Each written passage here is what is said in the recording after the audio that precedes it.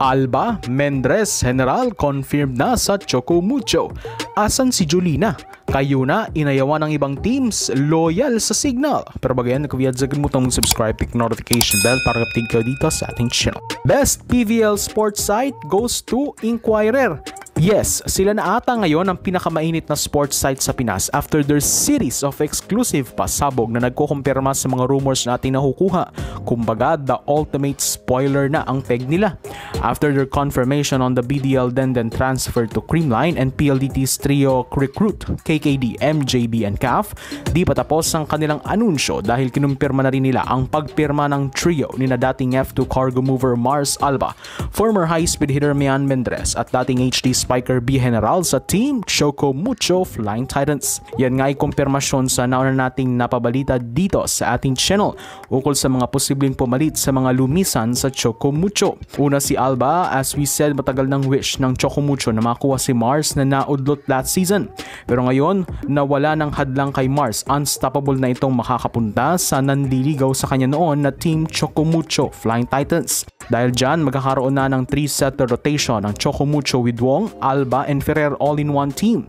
Kilala naman si Coach Dante sa mga 3-setter rotation na ito sa kanyang koponan. Sunod si Mian Mendres. Well, posibleng si Mendres nga ang kapalit ng lumisang Flying Titan si Kate Viray. Pero panigurado rin na di siya basta-bastang ibabangko ni Coach Dante dahil sa nakikita ko, siya ang perfect ka-diagonal ni Cici Rondina sa outside hitter position. At panghuli, si General na posibleng replacement ni Denden Lazaro Revilla na pupunta na nga umunong Creamline.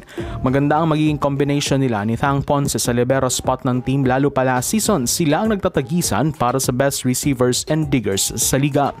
Kaya naman sa kumpirmasyon na ito ng Inquirer, tila may naiwan daw. Sino? Hinahanap nga ng mga fans ang pangalan ni Jolina de la Cruz sa confirmation na ito pero tila wala ang kanyang name, which now confirms our last video na di umano lumiko si Jolen sa Choco Mucho. Tila nasulot nga marahil ng ibang koponan nitong si de la Cruz at napurnada muli ang kanyang pagpunta sa Flying Titans. As we said, marahil na ako ito ng Signal HD Spikers na kung saan mas magpapalalim sa kanilang koponan. Problema nga lang dun si Jolens ay mukhang punuan ng spot ng Signal sa mga Spikers ngayon. Not unless may pakawalang muli ang HD Spikers na player para siya'y makapasok. Again, habang di pa confirmed, we'll see na lang sa mga susunod na ganaps. Pero ito naman ang confirmed na dahil speaking of Signal, nanindigan at pinakita ni Signal and reigning PVL bestseller Jel Cayuna ang kanyang loyalty sa team. Inilabas rin ng Inquirer na di umano may mga interest kay Jel na offers mula sa iba't ibang mga koponan, pero kinumpirma niyang tinanggihan niya ito upang manatili sa Team Awesome. Mas nanaig kay Cayuna ang loyalty over other offers ng ibang mga koponan na big deal para sa mismong Signal.